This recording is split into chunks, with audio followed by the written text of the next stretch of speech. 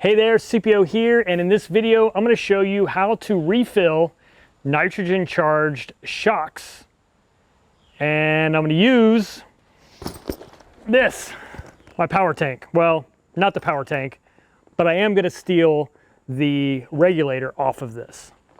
And then I'm going to use this bottle of nitrogen to fill the shocks. All right, when I showed you this power tank, I told you that I could steal this regulator and use it to charge my nitrogen shock. So that's exactly what I'm going to do.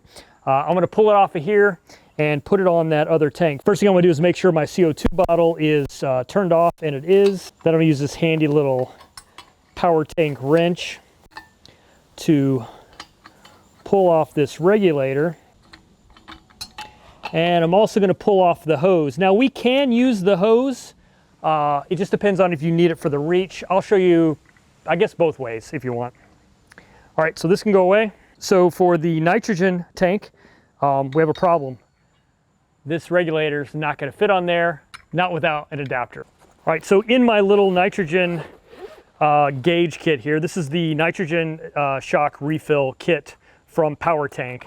I have this adapter here. This is going to allow me to attach that regulator to that nitrogen tank. So I'll do this first, and then I'll show you that guy. All right, this is a pretty simple operation.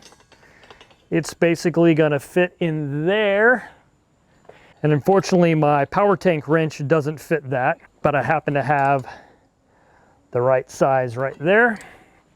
All right, now once we've done that, this is just a matter of putting this on. Now, normally you would default to wanting to put the gauges straight up and down like this to make it easy to read. However, the way I'm going to connect this up, sometimes it actually makes sense to put it at a different angle. So I'll show you why here in a second. So for now, I'm going to put it where this points straight up.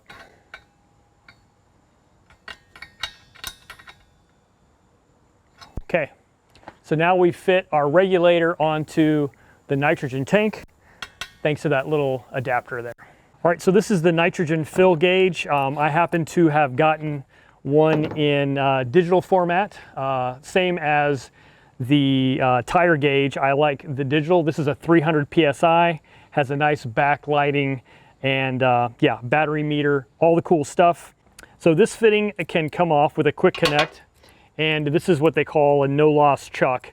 It allows you to screw on to the nitrogen port and tighten it down, and then use this to actually depress that center core, which will allow us to fill or extract nitrogen as it would be.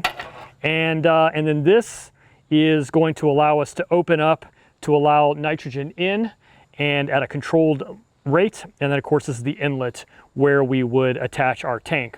Now, like I said, you can use that hose and attach it using the traditional tank hose method, or as you can see here, I can just attach this directly to that regulator. If this hose is long enough, which for my front shocks it is, no problem, then yeah, no reason to drag out that other long hose. However, if you need the length of more hose, obviously you can get the yellow one.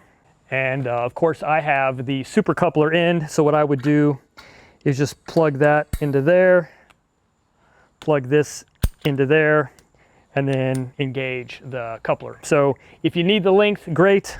Like I said, you have lots of options here, but for this purpose, I'm just going to connect it directly like that.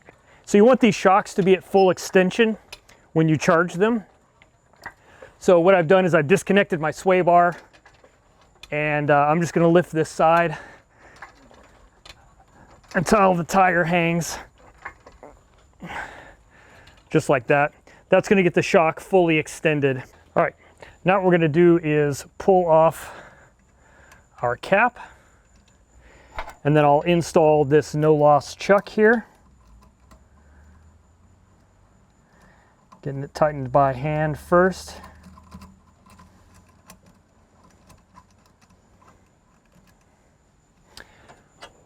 I'll use the other end of my power tank wrench to tighten it down. And as you can see, I've got just enough room to connect up this fill gauge. Works for me. Like I said, if you want to use the other hose, you're more than welcome. Same thing. All I would do to make that happen is, instead of connecting to there, connect that, and then that to there. So your preference. I'll leave it like this, it's probably easier to get video. As a matter of fact, I'll rotate this just so we can get a better look together at these pressure levels. Okay, everything is tight. This is tight. My tank is closed and my regulator is closed all the way. So if I open up the tank, you can see my regulator now charges up, and then I can set this initially at about 150, which is where I'm going with my shock value. We may fine tune this here after a second. For now, I'm just going to go ahead and turn on my gauge, and you can see that's at 0 psi. Now, as I screw this down up top here, it's going to release pressure into the gauge. Now, it's not possible really to just check the charge level without losing pressure, because basically what you're doing, this is such a small reservoir as it is anyway, and then you're taking it and you're letting some of that nitrogen out into the hose and into the gauge reservoir, so your pressure is being distributed. So you'll usually see several psi lower just by adding the gauge, because you've released pressure out of here into the rest of the system. So I would say it doesn't make sense to me to just check your levels. Just plan on being ready to charge it whenever you do connect the gauge. So anyway, I'm at 106. Because I've set my regulator at about the 150 mark, as I start to loosen this, it's going to let nitrogen in, and you can see that going up now. So it's at 134. Now I'm going to go back to the tank, and I'm going to open up this regulator just a little bit, just sort of ease it on up until this gauge reads 150. That's going to do a couple of things. Number one, it's going to fill my shock reservoir with 150 psi of nitrogen. The other thing it's going to do is it's going to sort of establish the regulator setting that then I'll use for all of the other shock adjustments. So I'm at 150 here, and my regulator's reading about 150 as well. So that's a good sign. They're both pretty accurate gauges. All right, so 150 is flowing to here. What I'm going to do now is back this off. That's going to lock the shock reservoir at that 150. Now what I can do is go ahead and close this off, and that's going to stop the flow of nitrogen from the tank. Because I have the super coupler, I could also just disable it using that, but not really necessary for this. All right, so this is turned off. I can pull this off and go ahead and remove this no loss chuck.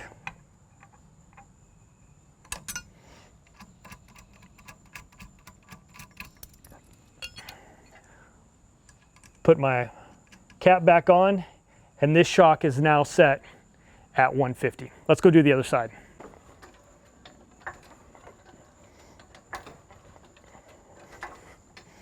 And all I need is just enough to get that shock extended. Now I haven't touched that regulator since we did the last shock.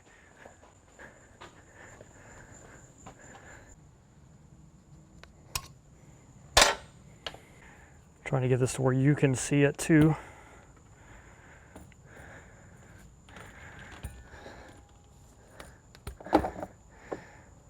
All right, even though it's going to turn on automatically when I give it pressure, I'm going to go ahead and turn it on so we can see it increase. All right, 108. Definitely could use some pressure. So I'm going to go ahead and open this up, let that regulated pressure go up, and I want it to hit 150. Ooh, I'm pretty close. I'm going to go ahead and bump this regulator just a touch.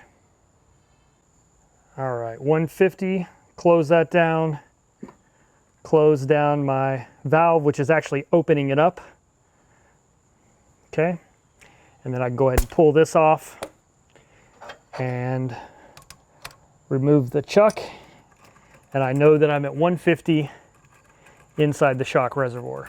All right, that's it. That really is how easy it is to refill your nitrogen shocks using the power tank regulator and this nitrogen fill gauge that you can get separately. Just remember, you need to get that adapter so that the power tank regulator can fit onto the nitrogen tank.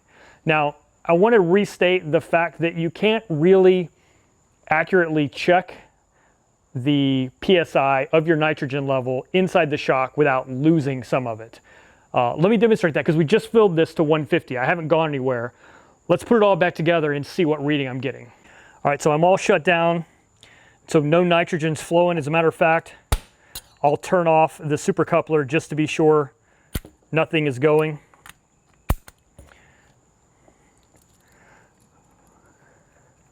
So we just set it, 150.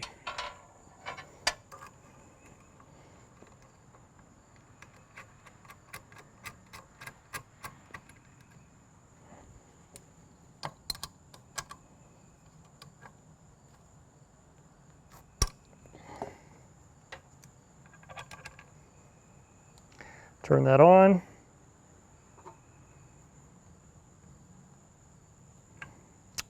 Boom, 140-ish, okay? So we've lost 10 PSI just in checking. So I just want to make sure that's clear, because you're gonna lose into this whenever you check it. What the no loss means is once you've got it filled, actually let me refill it here to 150. I'm just gonna ease this up till I hit 150 and then tighten it back down. So now I've got it back to 150. What no loss means is that I don't lose anything in the shock when I remove this. So once it's at 150, it's gonna stay at 150 when I disconnect it. So that's what no loss means. It doesn't mean no loss ever when you check it, because the nitrogen's gotta flow through this system to get to that gauge, and that's where you're gonna lose a few PSI. So anyway, guys, that's it. Thanks for watching. I'm gonna go do the rears now, but you don't need to see that. It looks exactly the same. I'm gonna jack it up, get those shocks fully extended, and yeah, fill them to 150, because that's what I'm filling them at. Anyway, if you have any questions, let me know. Otherwise, thanks for watching. I'll catch you on the next one.